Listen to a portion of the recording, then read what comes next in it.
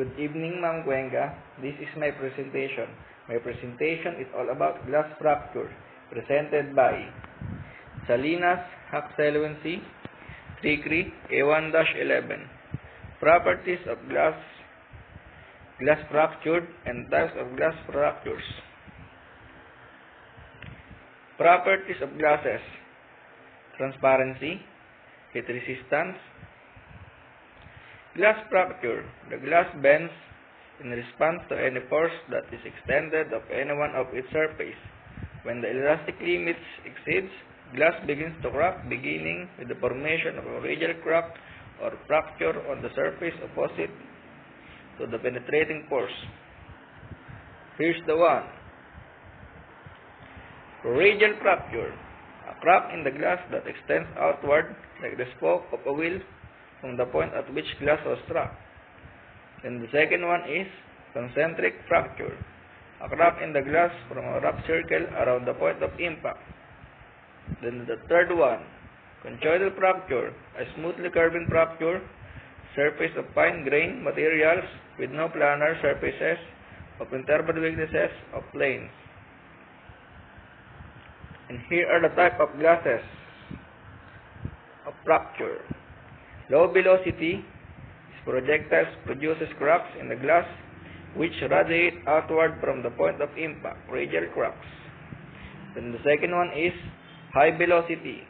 Fractures: a high-speed projectile striking a piece of glass will produce a cone or crater. And the last one, thermal fracture in non-tempered glass. A typical heat crack is curved, has a smooth edge, and has no indication of the point of origin of the crack.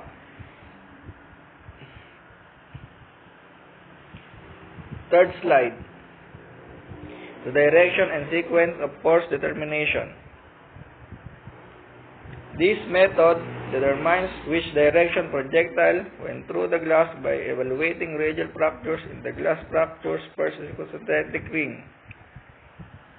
And here are the 4R rule. Ridge line on radial fractures are at right angle to the rear. First one is, the first step in this method is to find radial fractures that are within the first concentric fracture.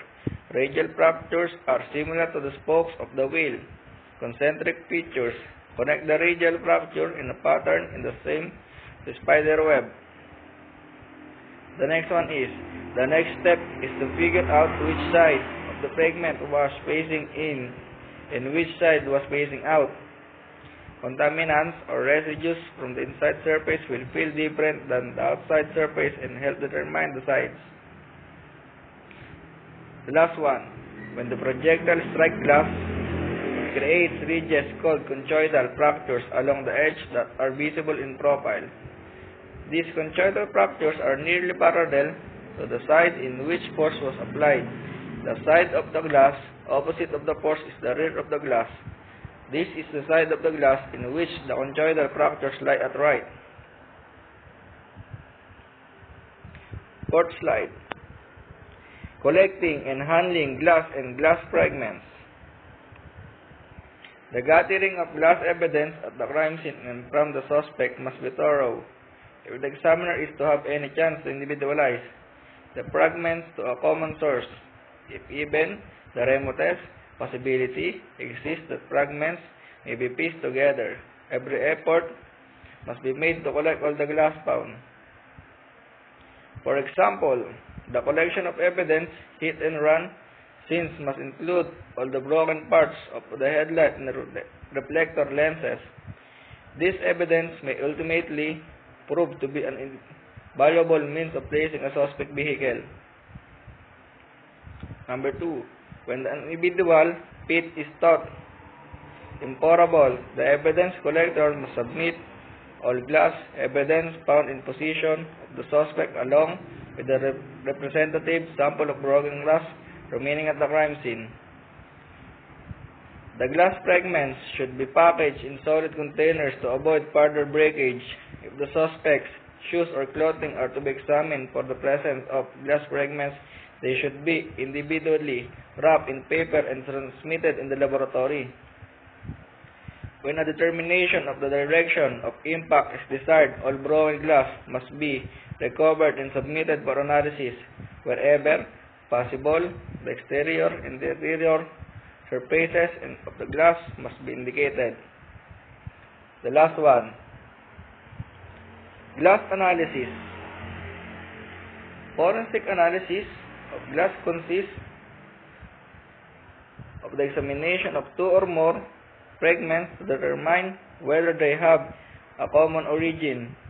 Identifying broken glass fragments having a common source to the exclusion of all other sources may only be done if they can be physically matched together.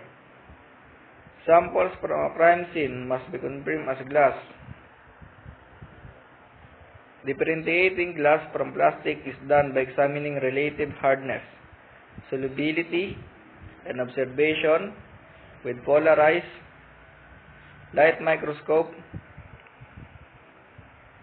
Once confirmed as glass, the examiner will perform an analysis of physical properties, optical properties, and chemical composition. If difference between question and known samples if found at any points in this process, no further comparison is needed. So, ayun nga po ma'am, doon po lahat sinasabi na kailangan po natin kolektahin ng mga mahalagang bagay upang maigamit po natin ito na mabuti at ibigay po natin ito sa laboratory na may examine po lahat nang sa gayon ay maging maayos ang lahat at malatas ang tamang proseso ng paggawa ng mga collecting and handling glass and glass fragments, the direction and sequence of force determination, and properties of glasses, glass fractured, and types of glass fractures. Yun lamang po ma'am. Maraming salamat po. God bless po ma'am. Thank you.